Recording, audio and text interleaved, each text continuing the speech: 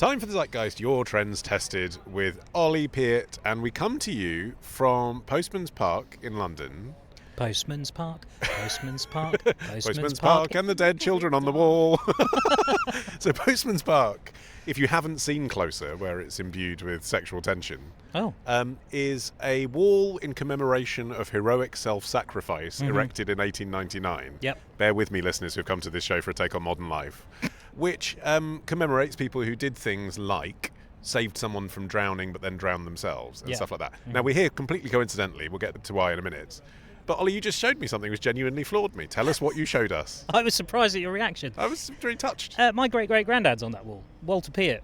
Him and a chap called Harry Dean in I should know this really, but a long time ago, basically saved a runaway train by decoupling it from the main engine and then letting the carriages go, and then they ended up, unfortunately, dying through being it's pretty vivid, you know, the plaque that was put up in the 19th century. They didn't spare any blushes. There was like, were burned and engulfed. Yeah. I mean, they absolutely told it as it is. Yeah. It's not like. But that's amazing. It is an incredible story. It was really amazing. My dad brought us here when we were kids, just to sort of show us that and go, look, you know, so you know where it is. It's here. It's amazing. And it's an incredible story. My great-grandfather was a tailor. Didn't save anyone. Well, I'm sure he'd be proud of me. Sat down here in this beautiful park on a day like today to talk about sandwiches. I think yes. Probably, given that he gave his life to save hundreds of people, I'm not sure he would be proud of what we're about to do, which is discuss at length a sandwich. Yes. Yeah. For the benefit of our listeners. Yeah. So, for those of you who don't know where we are, it's near St Paul's in London. Yeah.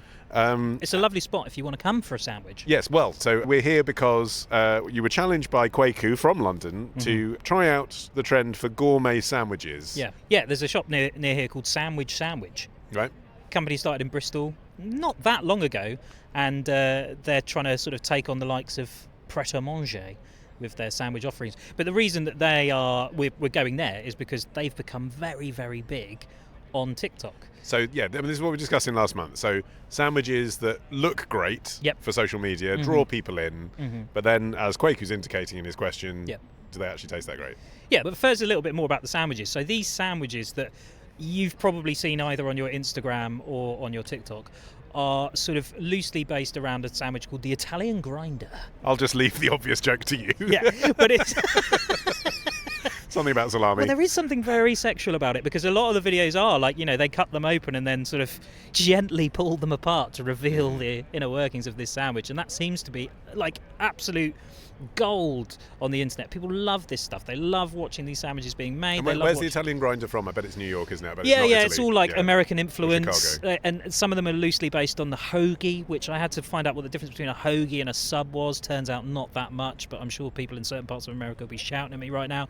But they basically look the same to me. They're just like bread rolls. Where do you stand, incidentally, exactly on the? Because I think it's a very British thing. When I go to the United States and they talk about a sandwich, to mean like everything, wraps, ciabattas, baguettes. It's like we have different words for these things. A sandwich, as far as I'm concerned, is two slices of bread with filling in the middle. Absolutely. Anything else is not a sandwich. It's something else. It's a stuffed bitter. It's a folded pizza. Stop calling it a sandwich. If we're going to a picnic and you say you've packed sandwiches and I open it up and there's a roll in there, I'm going fucking mental. Yeah, absolutely. Yeah. So are these sandwiches we're going to test, these gourmet sandwiches, are they sandwiches? These are sandwiches. Yeah, the thing that we're going to try are sandwiches. Part of it is to do with the integrity, the structural integrity of the sandwiches, and that they don't fall apart in your hand. You ever made a sandwich and then you go and eat it and the bread disintegrates? That happens quite a lot with sourdough bread. We make bread at home using a bread maker. That sometimes falls apart if the slices aren't thick enough. So I know sort of what you mean. Yeah. Was a chap called Max Halley, who's like a professional restaurateur, like he was like a high-end chef, and he had the opportunity to open a restaurant, and he could have done, you know, the boutique-y type stuff where you do like really intricate plates, not many of them, all that kind of stuff. He's like, no, do you know what? I don't want that. I don't want to go for the Michelin star. I'm going to open a sandwich shop, but I'm going to make the best sandwich possible. And it's virtue out of a necessity, isn't it? I mean, as we've covered on our January edition this year, it's really hard to run restaurants nowadays, isn't it? It makes sense. Like, if you're going to open any concept, do fast food, pizza, do something that's cheap and people like. Exactly, but he's taken the principles that he's learned from his chefing days and applied it to creating the ultimate sandwich. Yeah, so sourcing everything. Yeah, the best possible ingredients and that kind of thing. And one of his things was, you know, like the bread is so important. So what else has social media done to influence the way that sandwiches are being made and sold? So there are a number of influencers on TikTok. The biggest that I've found, a guy who set up an account called Sensational Sandwiches. Right. I'm not often envious of other people's careers, but that sounds like an influencer career that I could have picked for myself. So his chap got made redundant during COVID, during the pandemic. He thought, what am I good at? Eating sandwiches. Yeah, and literally his whole thing is like, I'm just going to make the ultimate sandwich. I'm just going to do anything I can to create the ultimate sandwich. And he set up Sensational Sandwiches, and you can basically find all of his recipes that he does, and he posts them all on TikTok and stuff, and he rates them based on their virality. So how far they go on TikTok, how popular these things are, how many people click on them. I mean, we'll get to what the ingredients are in a minute. Yeah, sure. But just in terms of recipes, I do find this very interesting because, again, it's that schism between what it looks like and what it's going to taste like. So, like, to take, for example, a classic salmon and cream cheese, right? Yeah. I believe firmly, and if you disagree with me, you're an anti-Semite, that the only things that should be in there are butter, cream cheese, smoked salmon, some sliced red onion of some description, preferably out of a jar, squeeze a lemon, and if you're really being adventurous, capers and black pepper, but that is it. Okay. Now, I imagine that if I put that on TikTok, people would like it, but that's what you would expect to see in a salmon and cream cheese combination. Therefore, some dickhead's going to put kimchi on it. But it's not going to be better, is it? It's just going to be a twist. No one needs a twist. It's not better.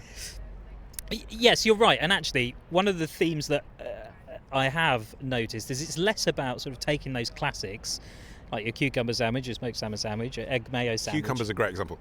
Cucumber sandwich, literally. Butter, cucumber, mayonnaise, pepper, nothing else. Yeah, no one's watching that fucking video, Ollie. Okay? Exactly. Yeah. Exactly. They're only watching it when I put a load of feta and beef on it. Exactly. So what these guys are doing instead, really, what they're doing, generally, is taking an entire meal and putting it between two slices of bread. That's what they're doing. So it's not like taking those classic sandwiches that we all know and love, and you can get in your meal deal. It's about creating something that is like completely unique, is going to give you a heart attack if you eat one of them every single day, and is likely going to cost you quite a lot of money to make in the first place as well. I mean, we see this filtering down to the high street, don't we, in the form of the Christmas sandwich, of course. That's a thing that didn't exist when we were kids, did it? No. Seems to be post-social media. It's not just turkey and cranberry. It's got stuffing, it's got mayonnaise, it's got, like, leftovers in it. Leftover from what? And we love it. I mean, it's big business, isn't it? How many sandwiches do you buy in a typical year?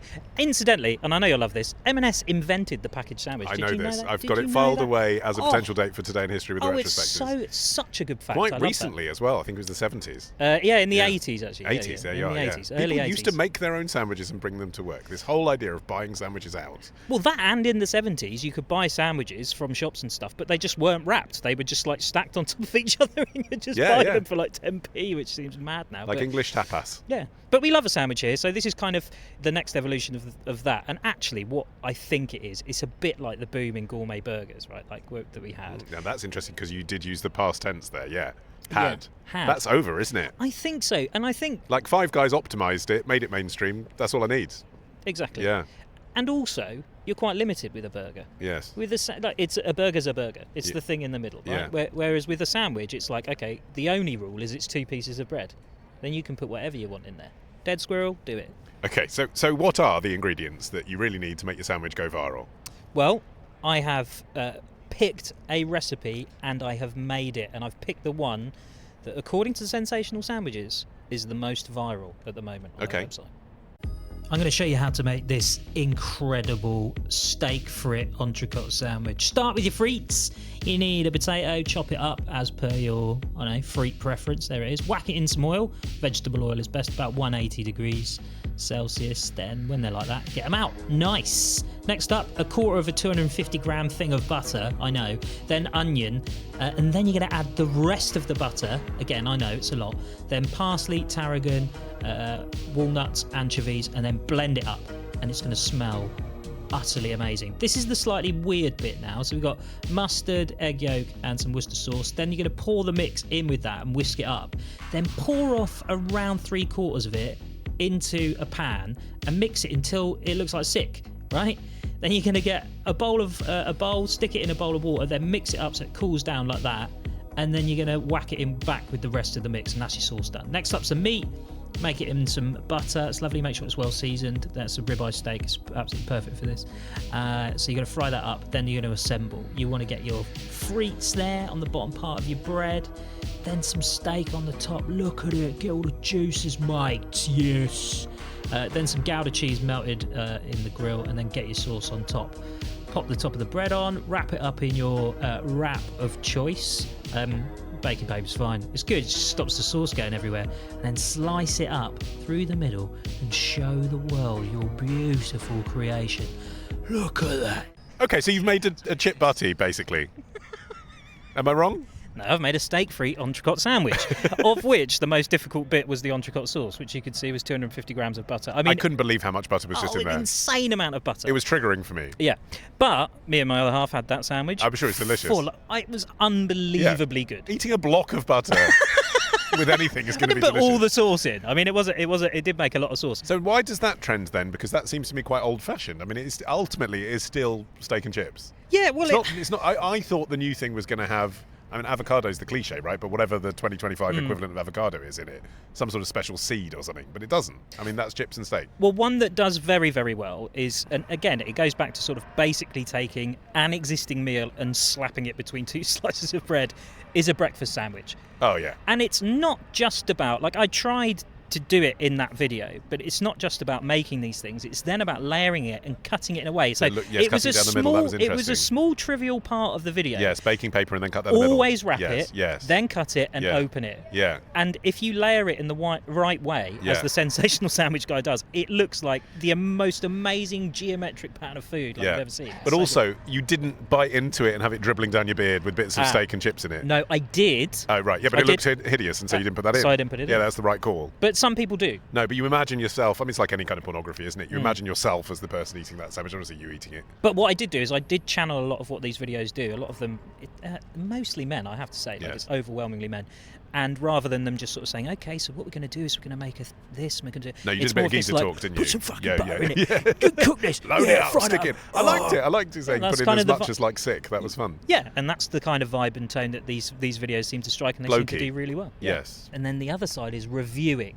So you go along to amazing sandwich places and you do a video of you going, oh, look at this sandwich. Oh, they've got loads of stuff in it. Look at the stuff they put in there. Yes. Right, I'm going to give it a taste. Oh, I can't imagine where people find the words. Yeah. It's a sandwich. It's just a sandwich, exactly. But it's videos like, my top 5 eats in London, all this kind of stuff. I know people, my wife watches literally people going shopping in Asda. And they'll be like, this is my shop in Asda. It's like, I can go to Asda myself. So that's why we're here. We're going to go and get a trending TikToky sandwich. Yes.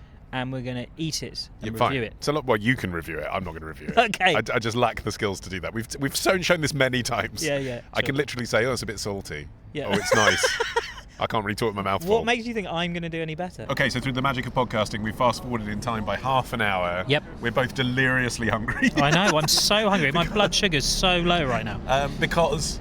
although sandwich, I must say, ticks the boxes in terms of you can totally see they're going to roll this out all over the place, can't you? It feels like a chain already. Yeah.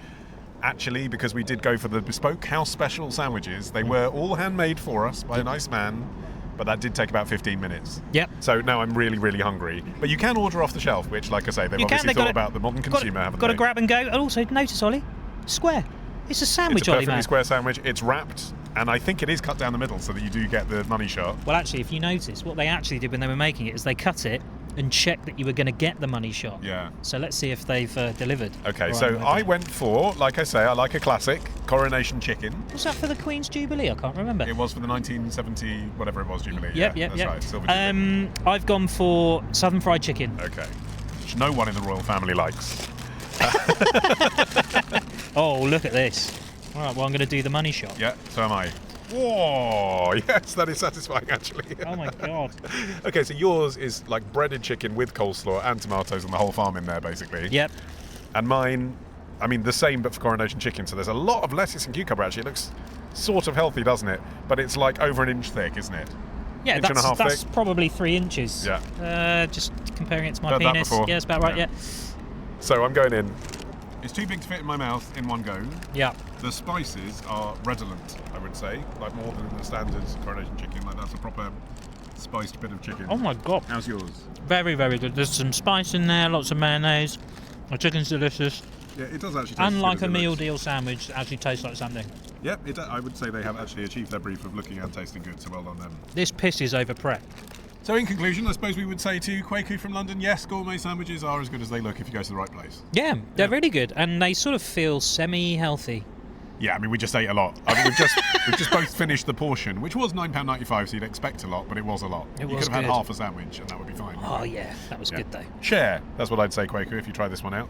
Would you like to know what your challenge is for next month, Ollie Pierce? I would, yes. It is from Kate in Hitchin, who says, I cannot get an allotment for love nor money in my town. Should I just get a smart garden? Right. Don't know the answer to that. A smart garden. Have I ever heard of it? I've seen things on online where you can grow things indoors and there's like a light on it. That's exactly what she's getting at, I think. Okay. I want you to look into it and find out for me, because it's fascinating, isn't it? I also have seen online like the odd video kind of showing me that I can grow a bonsai tree. Yeah. But the idea that you could grow a cucumber or tomatoes or the stuff that people grow in an allotment, that someone who's thinking of an allotment, that classic British pastime, spending time outdoors, growing produce, might be thinking, you know what, I'll just grow it in my own house, is fascinating. I'm sorry, I'm still in a food coma. Yes, fair enough. Investigate the technology for me and find out what you can grow. I will. Come back with a cucumber. Okay. Coming up, one man's fight against Uber. We will meet Armin up next. But first, it's time for our record of the month, and it's the return of Self-Esteem. After a few years moonlighting in the West End, she's back with this new track. If not now, then soon.